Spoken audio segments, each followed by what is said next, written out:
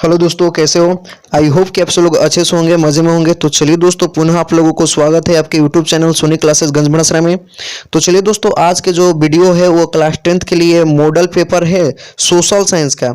और आज हम हिस्ट्री का मॉडल सेट करने वाले हैं दोस्तों, जो कि आपके एग्जाम के लिए बहुत ही जरूरी है। ठीक है, तो चलिए, अगर आप हमारे चैनल पर नए हैं तो आप हमारे चैनल को सब्सक्राइब कर ले और जो बेल आइकन है उसको ऑल का नोटिफिकेशन कर लीजिएगा, ताकि जब भी मैं वीडियो अपलोड करूँ उसका नोटिफिकेशन आपको सबसे पहले प्राप्त हो जाए और आप हमारे वीडियो को सबसे पहले देख सकेंगे। ठीक है, तो चलिए आज हम लोग हिस्ट्री का मॉडल से देख करेंगे। आप यहाँ पर देख सकते हैं खंड खंड ब लिख रहा होगा, यहाँ पर देख सकते हैं खंड ब है, लघु उत्तरीय प्रश्न हिस्ट्री से है। ठीक है, तो चलिए सबसे पहले हम पहला क्वेश्चन को करते हैं। यहाँ पर देख लीजिए, पहला क्वेश्चन आपके स्क्रीन पर दिखाई दे रहा होगा कि जर्मनी के एकीकरण की बाधाएं क्या थी।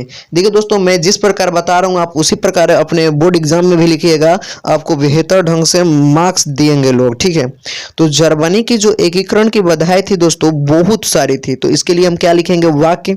तो जर्मनी के एकीकरण की बाधाएं निम्नलिखित थी। ठीक, पहला लिखेंगे यहाँ पर निम्नलिखित के, यानी जर्मनी के एकीकरण की बाधाएं निम्नलिखित थी। उसके बाद हम लिखेंगे पहला, जर्मनी 300 छोटे बड़े राज्यों में विभक्त था। ठीक, जर्मनी जो था 300 छोटे बड़े राज्यों में विभक्त था।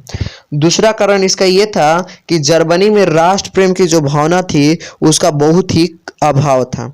तो ये आई होप कि आप ये क्वेश्चन समझ गए होंगे कि जर्मनी के एकीकरण की बाधाएं क्या थी। तो जर्मनी के एकीकरण की बाधाएं निम्नलिखित थी। पहला बाधा क्या था? तो जर्मनी जो था 300 छोटे बड़े राज्यों में विभक्त था।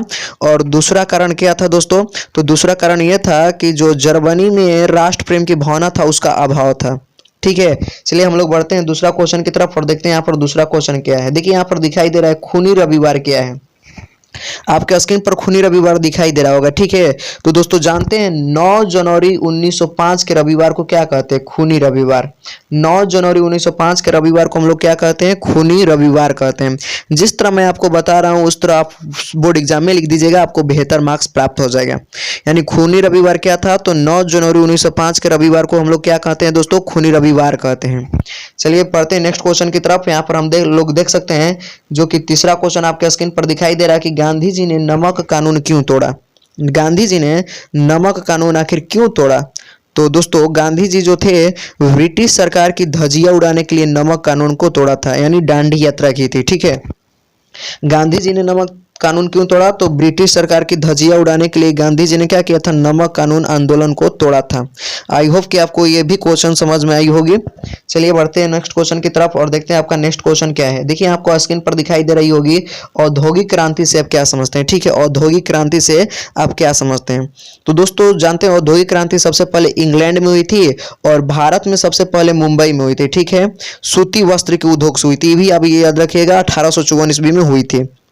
तो आइए औद्योगिक क्रांति की जरा सा हम लोग परिभाषा समझ लेते हैं। ठीक है, तो औद्योगिक क्रांति जानते हैं दोस्तों क्या था? औद्योगिक क्रांति था सूती वस्त्र के उत्पादन में असतत वृद्धि ही औद्योगिक क्रांति कहलाती है। यानी औद्योगिक क्षेत्र में हुई क्रांति को ही औद्योगिक क्रांति कहते हैं। उद्योग क्षेत्र में हुई असतत वृद्धि को ही हम लोग क्या कहते हैं? औद्योगिक क्रांति कहते हैं। आई होप कि आपको ये भी क्वेश्चन समझ में आई होगी। अब चलिए अगला क्वेश्चन को हम लोग देख लेते हैं। अगला क्वेश्चन आपके स्क्रीन पर दिखाई दे रहा होगा, स्वतंत्र भारत में प्रेस की भूमिका क्या था? स्वतंत्र भारत में प्रेस की भूमिका, यानी प्रेस किसको कहते हैं? तो न्यूज चैनल, मीडिया वाला। तो भारत में न्यूज चैनल क्या करते हैं? एक स्थान की घटना को किसी दूसरे स्थान तक क्या करते हैं? फैलाते हैं। तो स्वतंत्र भारत में प्रेस की भूमिका क्या है? प्रेस की भूमिका यही है कि एक स्थान की घटनाओं को किसी दूसरे स्थान तक उसको बताना, दिखाना, यही उसकी भूमिका होता है। आई होप कि आपको भी ये क्वेश्चन क्या हुई होगी, समझ में आई होगी। चलिए अगला क्वेश्चन को हम लोग देख लेते हैं। अगला क्वेश्चन आपके दोस्तों यहाँ पर दिखाई दे रहा होगा, दीर्घ उत्तरीय प्रश्न, लॉन्ग आंसर टाइप क्वेश्चन। ठीक, यानी जो कि 4 मार्क्स के लिए आपके एग्जाम में पूछे जाते हैं। और यहाँ पर आपको दीर्घ उत्तरीय प्रश्न दिखाई दे रहा होगा जो कि छठा क्वेश्चन है कि जर्मनी के एकीकरण में बिस्मार्क की भूमिका का वर्णन करें। यानी जर्मनी के एकीकरण में बिस्मार्क की क्या भूमिका था? तो जानते हैं दोस्तों बिस्मार्क जो था जर्मनी का चांसलर था। बिस्मार्क ने जर्मनी को एक साथ किया और उसमें राष्ट्र प्रेम की भावना को एकत्र कर जर्मनी का एकीकरण किया था। ठीक है, तो आई होप कि आपको भी ये क्वेश्चन क्या हुई होगी, समझ में आई होगी। यानी जर्मनी के एकीकरण में बिस्मार्क की भूमिका का वर्णन करना है आपको। तो बिस्मार्क जो था जर्मनी का चांसलर था और जर्मनी जो 300 छोटे बड़े राज्यों में विभक्त था उसको सड़क के माध्यम से जोड़ा, न्यूज चैनलों के माध्यम से जोड़ा, जिसके कारण जर्मनी की एकीकरण पूरा हुई। ठीक है, अब चलते हैं नेक्स्ट क्वेश्चन की तरफ, जो कि यहाँ पर आपको दिखाई दे रहा होगा 7वां क्वेश्चन।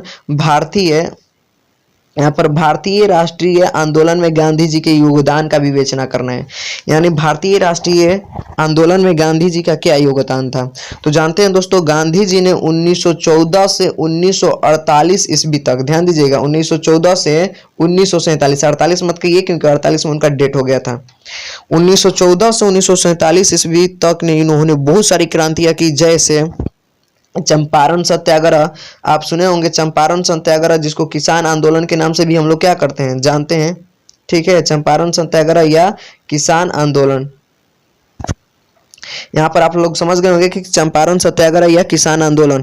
तो इन्होंने वो किया, असहयोग आंदोलन किया, सविनय अवज्ञा आंदोलन किया, दांडी यात्रा किया, जिसके कारण क्या हुआ, भारतीय राष्ट्रीय आंदोलन में इनका महत्वपूर्ण योगदान था। तो लिखेंगे किस प्रकार, भारतीय राष्ट्रीय आंदोलन में महात्मा गांधी जी के महत्वपूर्ण योगदान थे।